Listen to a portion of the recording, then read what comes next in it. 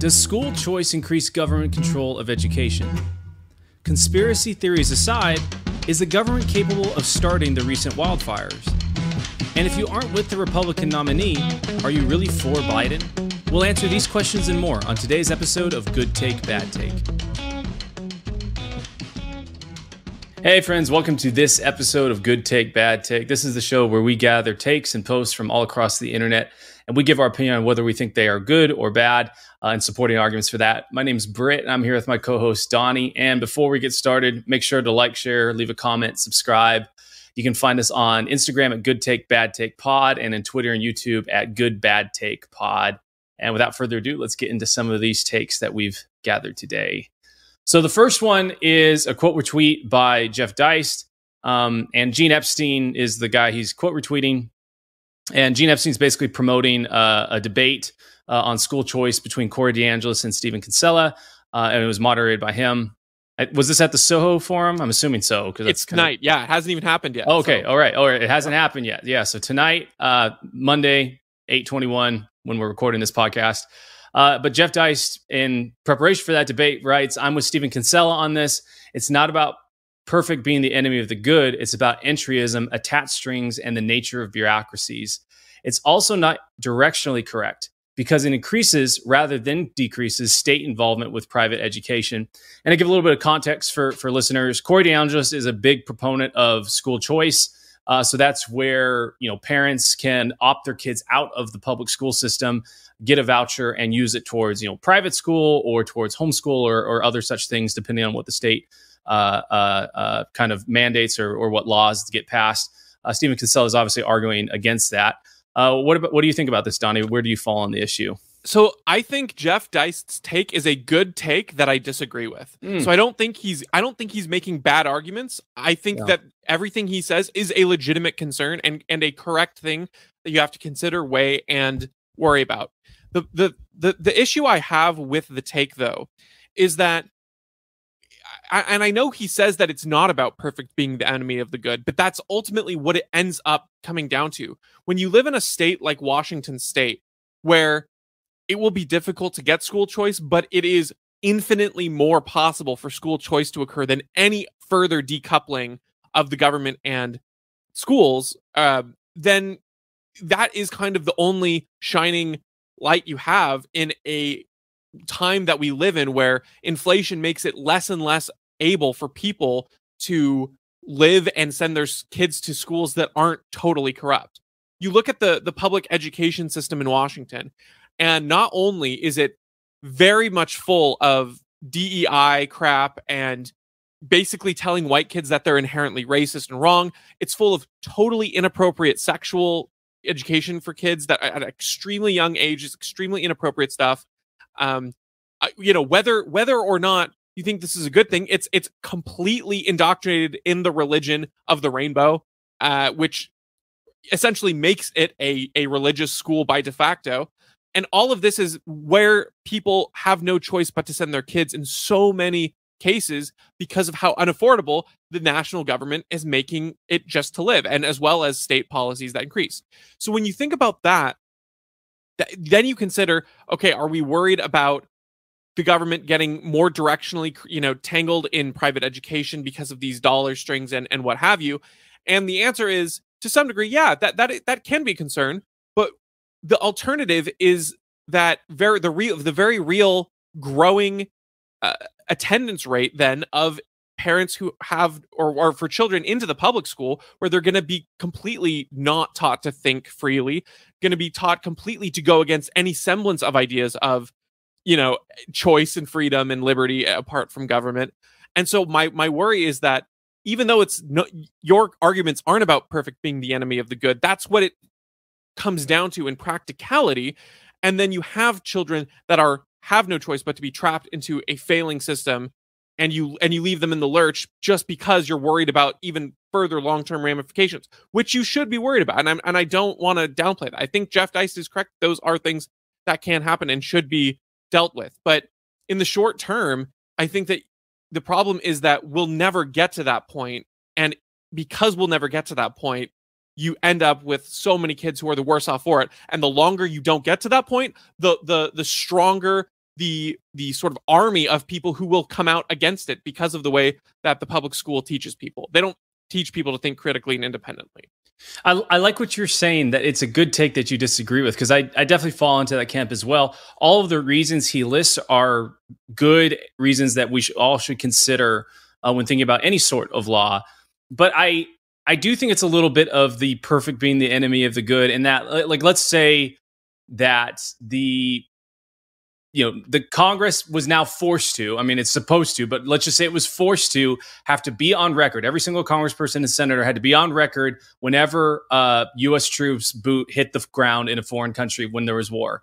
It's not that way now, right? Like, the president can just unilaterally declare war, essentially, and put boots on the ground somewhere. But let's just say with a magic wand, we could wave it, and now every single congressperson and senator now had to have their name on that signature. And it's like, that's not perfect by any means. Perfect would be like the people that want to go, and the people that want to stay. But that's much better than what we have today, in that now the incentives are somewhat more closely aligned with what a free market would be. And that these senators, which are supposed to represent the people, now have to, basically put their name on something that they're going to have to go back home and face their constituents, the parents and the spouses of the people that they got killed in a foreign war, and say, yes, this is why it was justified.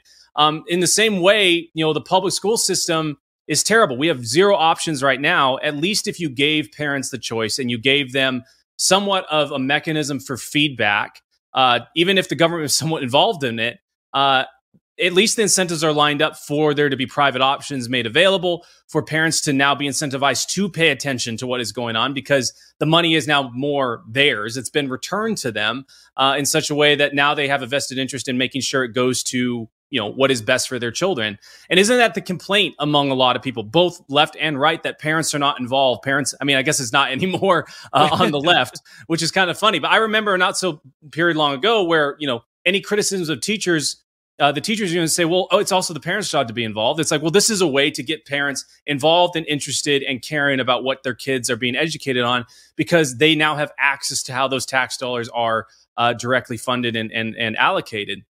So it's a much better system, and it maybe even if you give it the most charitable, like if I gave Jeff Dice's take like the biggest give in terms of an argument, it's like, well, I guess it's less bad than bad, because now instead of it being total government control, there's now less government control, but it touches a little bit of how parents are able to educate their kids. But right now there is no control. Parents have to send their kids to the school district that they're in, or they have to homeschool them while still paying taxes towards the public school system. At least this gives a little bit back to them, and maybe allows people to, at least get their foot up on a ledge to make some change and to influence how things are run. Yeah, and I don't want to speak from ill experience of other places, because I think that Jeff Deist's take might be correct in some states. Sure. Maybe in a state where the government is not very involved and parents have a lot of choices and freedom and things like that. But right now, my thought is, if the worry is that doing this sort of is the Trojan horse into government controlling private and homeschool things, one, we already have the frameworks in place where that Trojan horse can appear, I think. As far as Washington state goes, at least.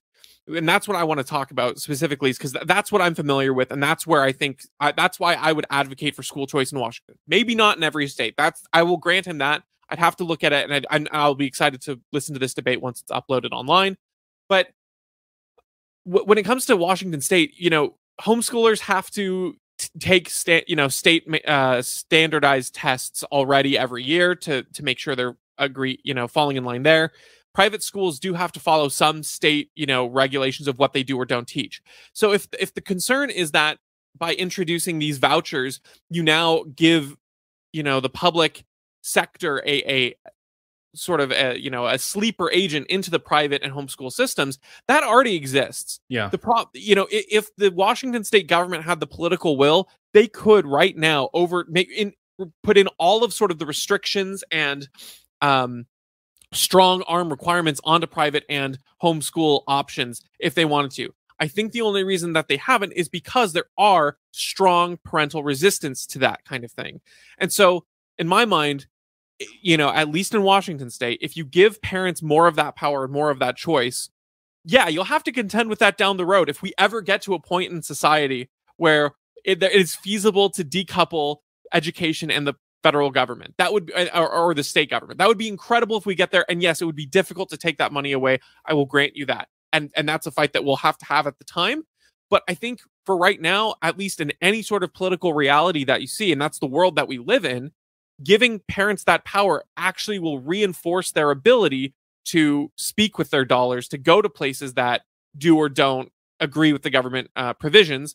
And if the parents are, or if the government officials are trying to impose things on schools and homeschoolers and things like that, requirements or what they do or don't have to teach, I think that then you end up with the exact same situation you're in now, where parents will say, okay, well, we're going to go to a school that doesn't accept these dollars and doesn't accept those requirements then, because we were going to have to pay for it anyway, and now we just don't get the scholarship that should be going to us. I mean, I just don't see how the worst case scenario that is proposed by this, I don't see how that's not already the status quo, where basically, without if they put these restrictions in place, then a school will be forced to teach X, Y, and Z, or they won't be eligible for the money. Well, then a school won't teach X, Y, and Z, and parents who currently have their kids in private school will be the ones paying for those private schools that don't teach X, Y, and Z. So to me, it's at the very worst, you just give parents more say, and you recreate the status quo of kind of the dystopia is now moment. All right, nothing more for me to add on that one. Let's go to our next take. We've got Jason Bassler, and he writes, conspiracy theories aside, do you really think a government that would spray chemicals on its own citizens, inject them with syphilis, poison their alcohol, assassinate a sitting president, and reduce skyscrapers to rubble wouldn't orchestrate wildfires for an agenda? Specifically talking about Maui and some of the fires that are now also happening in the Northwest. What do you think, Donnie? Well, it's funny because the way that this is framed almost sounds like one of those lame jokes about an unregulated free market. But then you think about it, and each of these things, you're like, oh no, wait, no, that's the government. it's rules for radical stuff when the jokes are about, Ayn Rand, Rand Paul, and Paul Ryan walk into a bar and die of alcohol poisoning. And it's like, no. You're just accusing the free market of doing things that the government literally has done to people, except intentionally, not even sort of by accident. So I don't know enough to say that, this is an actual conspiracy. I don't want to decry that idea without studying it. I also think it's a little silly to uptake that it's necessarily a conspiracy theory just because the government's done all these bad things. But let's recognize so many of the conspiracy theories that we've been told are just, hearsay and rubbish and ridiculous have been more and more have been true than you would realize. But secondarily, you look at that track record and you think, okay, even if this wasn't a conspiracy theory, absolutely the government would do this. They'd be willing to do this. They've been willing to burn other humans alive. Why would they not be willing to burn their own trees alive at the cost of humans? So whether or not you think it is actually a government orchestrated event, the bar has now dropped so low that I'm willing to say, without any evidence, that yeah, of course our government would be willing to do that if there was a suitable agenda for that. Again, I'm not saying they necessarily did, but they have proven over the course of history with all these other quote unquote conspiracy theories that in fact they would be willing to stoop that low because they've stooped even lower in the past. Yeah, it's stooped even lower in the past. Like one of my favorite things, and I've used this line of argumentation. I shouldn't even say argumentation, just this example when talking with other people about, when they say, well, how could you ever believe that, there's some conspiracy about the COVID, vaccines, or some conspiracy about, the lockdowns or anything like that. I go, well, which sounds less likely, that the elites had a vested interest in overblowing COVID-19 in order to, make the economic environment terrible so that they could potentially get their guy in, or that, the US government decided to spray a biological weapon over San Francisco in order to test and see how it would react to, the occupants. And everyone obviously would be like, oh yeah, that's crazy, but it's like, oh no, it's documented. Operation Sea Spray. They literally sprayed bacteria over San Francisco that they thought was harmless, but they wanted to see if they could measure, the rate of bacteria in the gut biome of these various residents in San Francisco. And it turned out that a couple people died from it. And so it's like, yeah, like the government will do things like that. There was, obviously we've talked about it before here, but Operation Northwoods, where they were literally planning to fake and even do in some cases real demolitions of airplanes and make it look like Cuba had shot them down in order to justify, invading Cuba. So these people do lots of crazy things, regardless of whether you think they assassinated JFK, which I think that's what Jason Basler's kind of alluding to here in his deal, or whether they were responsible for 9/11. I mean, if you think about it, like some of those, the macro environment that they had going on with 9/11 was that even if they weren't directly responsible for it, they were indirectly responsible in that we went over there, blew up tons of people, had no plan in place to potentially remedy any of the losses of the innocent or have any sort of lasting peace. And we kept doing it over and over and over, despite warnings from everyone.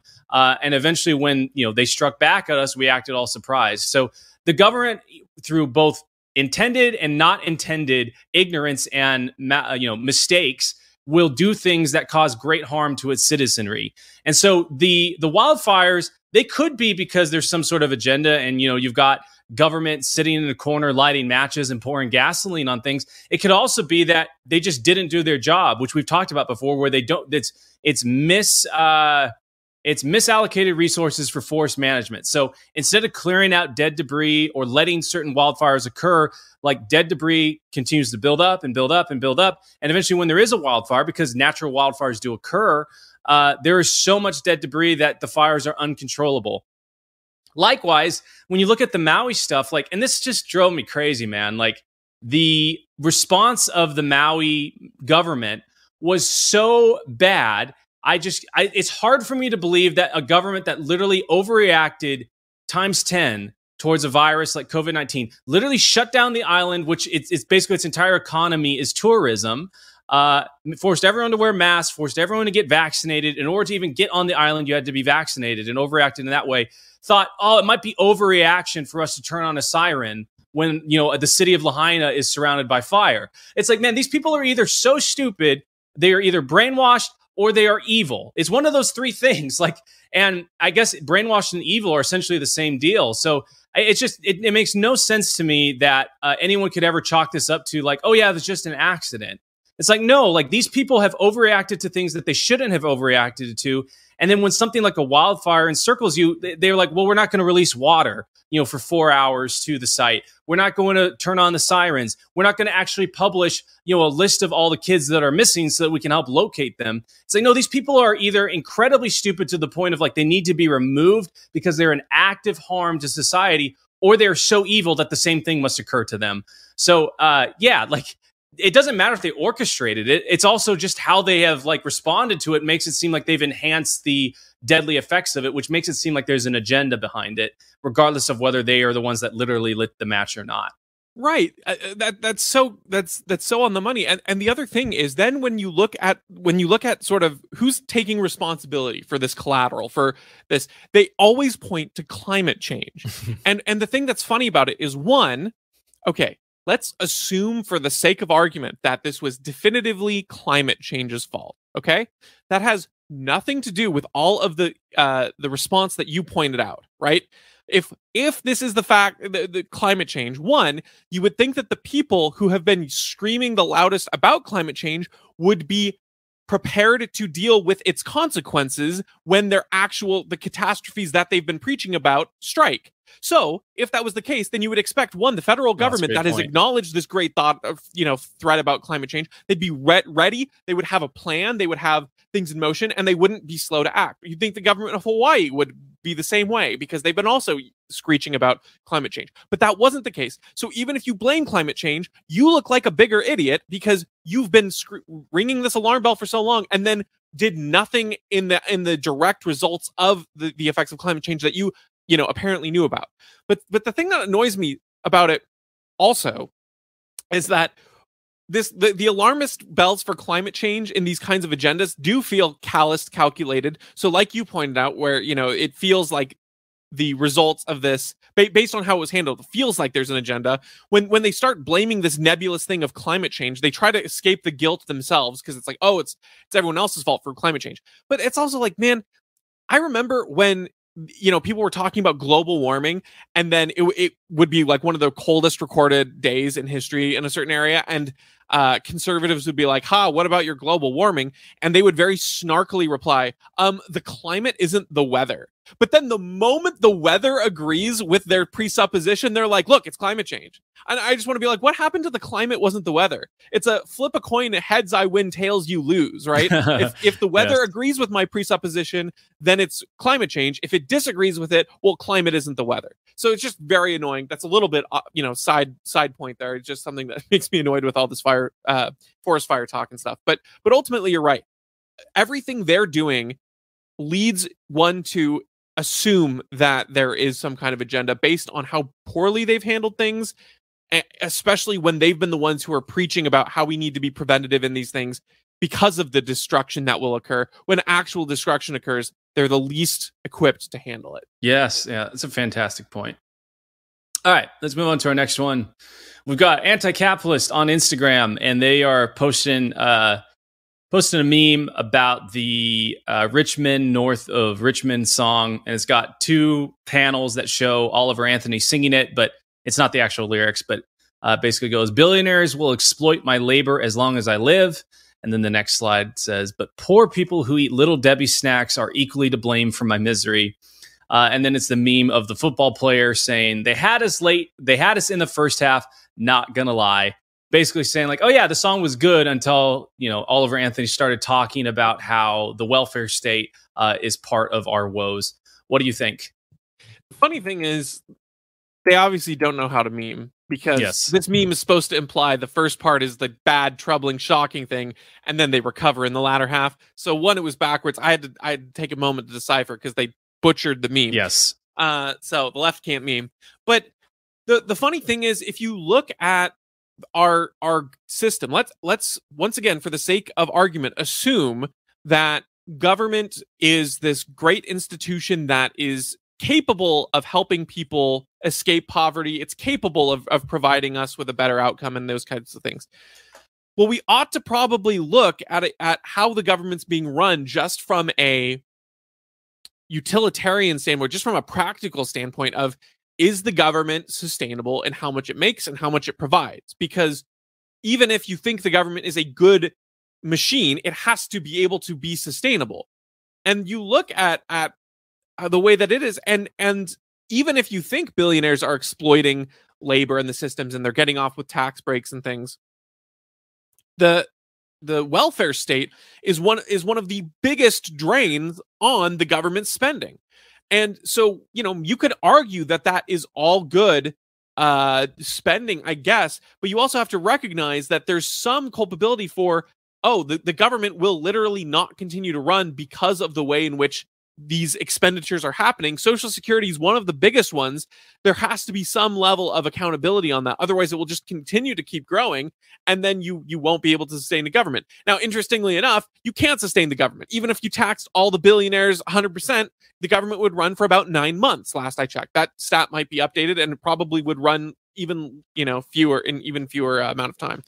So even at its most charitable interpretation, you have to acknowledge that part of the problem of the government not helping people out and functioning is that it is unable to be efficient and do so because of its massive expenditures, one of the most massive being a social security system and a welfare state that is not very accountable to the people who actually need it and rewards behavior for people to sort of live off of it in spite of it meaning to help its intent to pick people up their feet and get them back into a more self-sustaining state of being. Yeah, the entitlements make up, I think it's somewhere like 55 or 60% of the federal budget is towards entitlements for Social Security, Medicare, food stamps, all that sort of stuff. And so, like, if for those of you who haven't listened to the song, Donnie included, there's a verse too, and I'm not a particular fan of it because it kind of takes me out of the narrative. But he basically hates on, if you're 5'3" and you're 300 pounds, welfare shouldn't be spent on, you getting little brownies. And it's, he's completely correct in that. Like, if you accept from a conservative standpoint that, like, oh, there should be a welfare state administered by the government, like, why is it going to support people who shouldn't be supported? Shouldn't it be trying to allocate towards the people that are not going to continue to be a drain on the system? You and I would take it even a step further and be like, well, there shouldn't be any of that in the first place. The people that care about that and care about people that are having a hard time are still going to care about that after the welfare state is taken away. They're just now going to have more money to be able to fund those types of projects and fix that stuff. And so, like, these anti-capitalist folks they love the working class, except when the working class wants to get out of poverty. And it's kind of like Walden, which is George Orwell wrote about how, when he was visiting the mines in England and seeing how all these miners worked, and not Walden. I can't remember the name of the book off the top. I was going to say Walden's Thoreau. No. Yeah, that's Thoreau. Yeah. I'm sorry, I mixed things up. But I can't remember the name of the book. Anyways, Orwell visited all these different miners in England, watched them, and he's like, look, there's no one that actually hates the poor class more than the elites, the people that claim they care about them. Because the second the poverty class tries to get out of poverty, they want to work hard, they want to do things, not be dependent on the government. It means that the elites no longer have any power to, be the grandiose benefactors of them. And so, like, anti-capitalist is like, oh yeah, we like Oliver Anthony, sort of, because he's hating on the billionaires. He's hating on the fact that they exploit him, that they've made their dollar worth nothing. But then the second he's like, hey, like, I also don't like the people that are, being a leech on society and trying to drain it and taking my labor that I work hard for and making it harder for me to get out of poverty. The second he says that, because it has a message that could, inspire people to do better, they don't like that at all, because that calls them to also work hard, which at the core of their communist and Marxist beliefs is such a violation and so offensive. So this song, even though it really is a working class anthem, and you and I don't necessarily 100% agree with it, because it's just like, well, there shouldn't be welfare in the first place, Oliver Anthony. Like, let's just take it all away. The issue that they've got with this working class guy is that he's calling people to a higher standard, regardless of the mechanism of it. And so these people, like, don't be fooled. Anti-capitalist people, communists, Marxists, these college students who are so idealistic, they put on this facade that they are empathetic and caring, and that, oh, if you don't support what I support, that means you hate poor people. It's like, no, that's not the case. They only care about their ability to have power and their ability to have it at the expense of, making you look like you have no virtue. Yeah, and the last thing I'll say too is, of course, all the people who bring up this, who the proverbial "you had me in the first half" individual, they don't want to admit that the billionaires exploiting the labor as long as they live usually can only do so because of government systems in the first place. And the only way in which you're able to continue to exploit people is through industries that get a bailout from the government or get handouts, in the name of the common good, and it ultimately screws people over. So it's just kind of funny, because the complaints that, billionaires exploiting labor, and then Social Security drains also exploiting, the idea that those are antithetical is quite actually not true. In many cases, the source is the same, which is a bloated government that makes deals and picks winners and losers, essentially. Yeah, and to correct my earlier statement about Walden versus Orwell, the book I was thinking was The Road to Wigan Pier by George Orwell. I don't know why I thought of Walden in that moment. Maybe because he lived by a body of water or something when Thoreau was out there. But anyways, it's a great book, though. Everyone should go give it a read. It's very interesting. All right, next on our take list, we've got Kurt Schlichter, and he writes, just a reminder that I am going to vote for the Republican candidate in the general election, no matter who it is. And if you aren't, you are effectively a Biden supporter. What do you think? Okay. I mean, the low-hanging fruit here is to be like, okay, so Gavin Newsom just won the Republican nominee. Are you are you going to vote for Gavin Newsom over Joe Biden? because wow, and then he would obviously say, well, that would never happen. And to that, I would argue, sure, it probably won't happen. But you also have to recognize that, guess what? The Republican primaries have not always been these sort of virtuous, perfect, conservative ideals that people would like them to be, right? And so if you recognize that, in fact, people haven't been that perfect, then you also have to recognize that whoever you're going to vote for necessarily isn't that much better than Biden, and you're not being a Biden supporter by voting for someone other than the Republican candidate if the Republican candidate is effectively no better than Biden himself. It's, again, no one is supporting another candidate unless they are supporting that candidate. That's just bottom line how things work. I don't like this idea that you're de facto supporting this person by choosing a bad option. I mean, I'm not even a great believer in the idea of the lesser of three evils, right? Like, just keep reducing things down, like, oh yeah, there's a third option, Joe Jorgensen's inspiring phrase. But even then, if you think about it that way, that if they're saying, well, you have to vote for the lesser of two evils, my thought is, why do you have to vote for the lesser of two? Why can't you vote for the lesser of three? Why can't you vote for the lesser of four? Like, what's the right? Is it only the top two who can quote unquote realistically get it? What if you're in a jail cell and there's one guy who's going to beat you half to death, there's one who's only going to beat you a couple, and then there's one who's not going to beat you at all? But no one, that guy, no one will vote for that guy just because he's really, really ugly or something. Like, why? So the argumentation that if you're not voting for this candidate, you're supporting the other one is very, very silly, and I reject it in all forms. And this is an unfortunately basic take from Schlichter. Yeah, I'm kind of surprised because we've had him on here before as usually a good take guy. Yeah. But yeah, like, let's just say that let's say we had 100 options and all of them were Hitler or Stalin. Yeah. It's like, well, yeah, you're not good to vote for any of them. Knowing what you know about Hitler and Stalin and how many people they're going to kill and how evil they are. It's like, yeah, the lesser, even if one of the Hitler clones killed one less person, it's like, yeah, I'm still not going to endorse that. I'll just say no. I'm not going to endorse any of you or vote for any of you. This take honestly reminds me of the Anakin moment in Revenge of the Sith, where he's like, if you're not with me, you're against me, or you're my enemy. Right. Kind of. And I think George Lucas actually put that in there kind of to mock George W. Bush's, if you don't support us, if you're not with us against the terrorists, then you're against us yourself. And so, it's like the reason we are in the mess we're in today is because people have not taken principle stances, and they have sacrificed principle for, short-term gains or short-term power, with the belief that, like, well, if, the ends justify the means, and once I reach the end result that I've desired and I have the power, I'm going to now do the right thing, and I can, maintain my moral compass through all of it, even though I've kind of made some terrible, awful decisions to get there.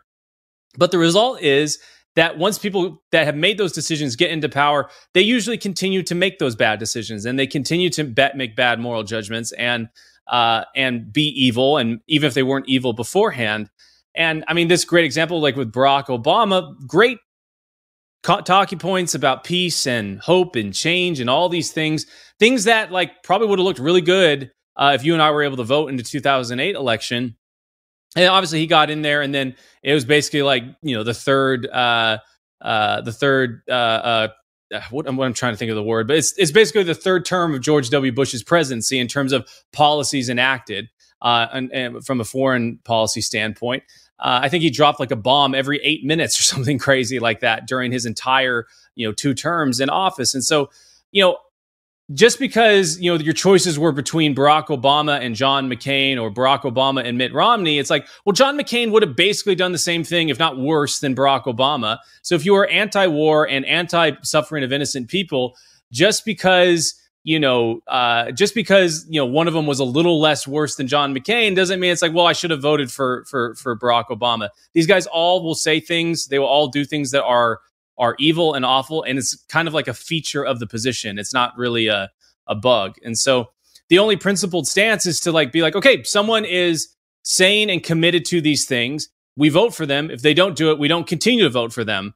And so, Kurt Schlichter obviously wants to vote. I think he's a Trump supporter.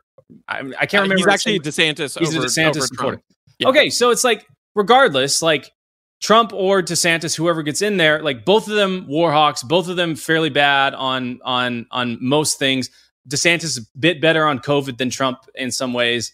But it's like, well, you know, it's the Tom Woods rule. Whoever you vote for, you basically get John McCain. You can just extend it to this. Whoever you vote for, you're basically getting Biden. So it's there's some things that are a little bit better about Trump and DeSantis, but at the core of it, it's all tyranny. It's all bad. They don't actually care about freedom or liberty.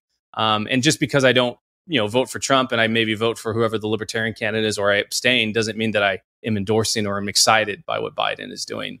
Yeah, this blatant partisanship is just I don't know. It's just a dumb move that only causes reductionist political outcomes in terms of the entire culture. Now, I don't believe in being a dummy. I don't believe in sort of laying yourself out and letting yourself getting run over.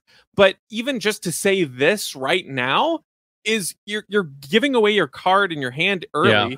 The GOP donor class that controls so much will say, okay, great. That's the kind of person we want to, so that we can put our guy in. We're going to put in your Chris Christie, your Asa Hutchinson, your Marco Rubio, your whomever the flavor of the month is, who's just going to do whatever the talking points we've boiled down. And we want a compliant base that will put up with that.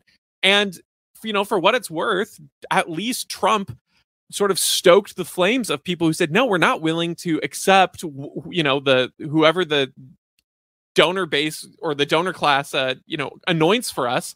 We want someone who's going to be outside of that, whether Trump was or not. That's everything. And it also just it makes the whole race a lot less interesting, just from a outside analyst perspective. If you have controlled candidate 1 versus controlled candidate 2, because everyone's just going to vote for who the eventual candidate is. I don't know. That doesn't lead for a lot of hope for America's future, regardless of the political policies of one or the other. You end up with people who are basically going the same direction, just at different speeds. And I think that if you are actually a radical populist or a radical I don't know, like just viewer of politics in general. Like I think Kurt Schlichter generally is like he's not someone who's okay with the milquetoast direction of just voting for the lesser of two evils. That's not who he is. If you recognize that the country is headed in a wrong direction, you shouldn't be content to vote for whoever the Republican candidate is, because so many of the Republican candidates are just 40 miles an hour instead of 100 in that same direction.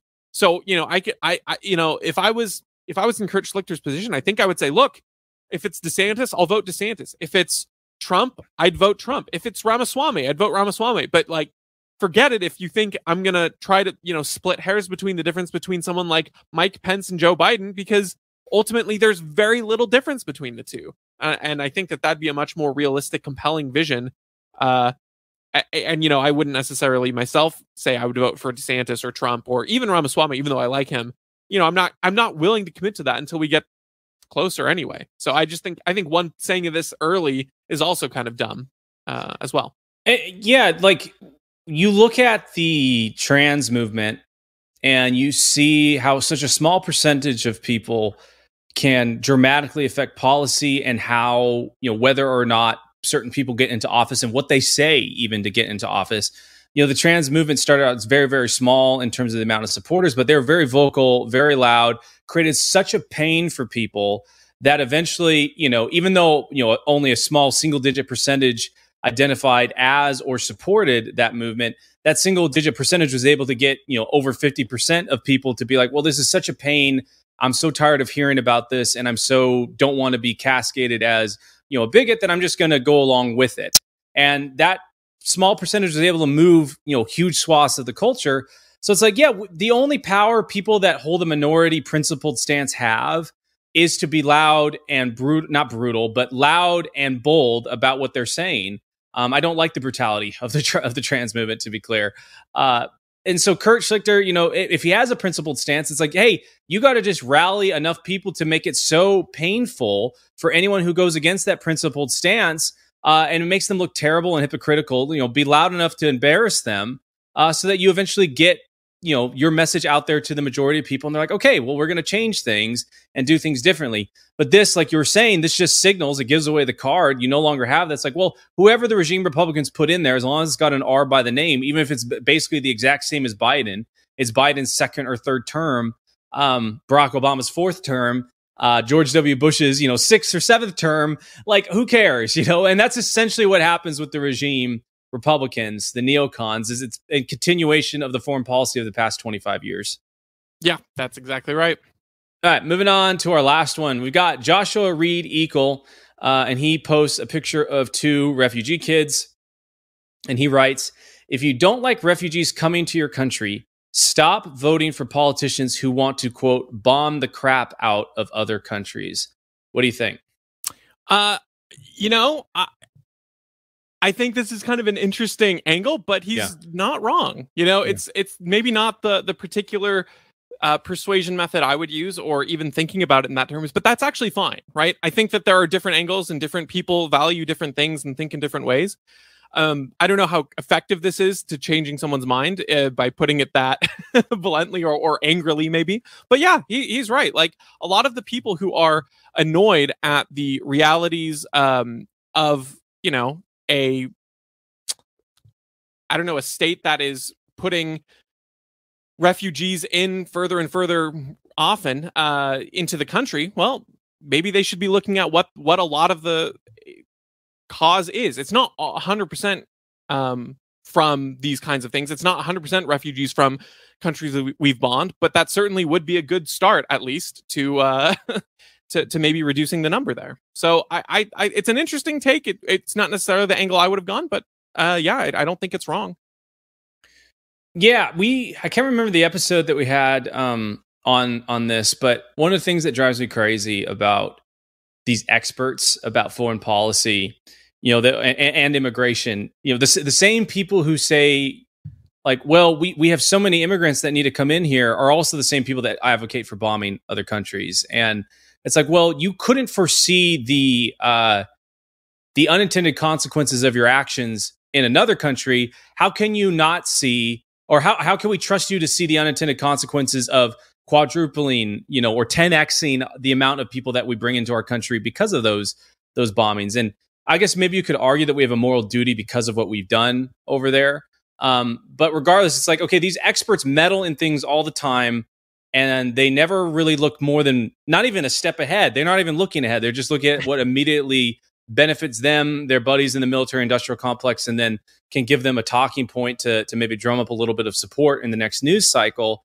They're not looking towards like what the long-term effects are. And I think about, in terms of like bombing in the Middle East and the effects on first world countries in Europe, I mean, it's mainly in Europe, right? So when we went and destroyed all these different places in Libya and Syria and destabilized the region and armed terrorist factions against another terrorist faction that we were also arming, create all these refugees, and you get those images of the poor 4-year-old kids washing up on the beach because they're trying to literally escape a modern day open air slave market, in Libya. And all of that destabilization, the experts who are now telling us that they have expert opinions on immigration were bragging about it. Hillary Clinton talked about, we came, we conquered, and he died, specifically about Gaddafi.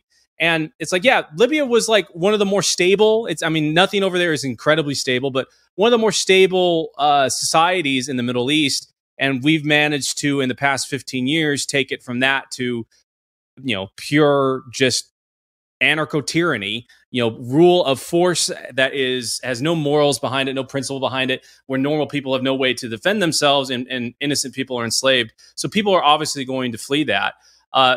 And I think Josh is absolutely right that, like, if you want to be protectionist about your own borders, yes, you should be like, yeah, we need to have a wall and we need to enforce the rules and everything like that. But we should also not go in and actively destabilize our neighbors or actively destabilize other countries that could have effects on us. It's like Ron Paul talked about with the blowback theory back when he was running for president. It's like, yeah, we go do stupid things over there. We're going to win stupid prizes over here, and it's going to be a bad time. And yeah, it's just it really speaks to, like George Orwell. I guess I've talked about him all the time on this episode. His doublespeak. You can conservatives will simultaneously hold the view that we should be conquering other countries and doing a bunch of military intervention, at least before Trump, while also being like, well, we can't accept the refugees that are created by that. Where are they all coming from? Well, they need to go back to their country, but we bombed their country, so there is no country for them to go back to. Liberals will all have the opposite, right? It's like, well, we shouldn't be going over there to do it. And I realize this is kind of switched in the past few years, but oh yeah, we should be anti-war.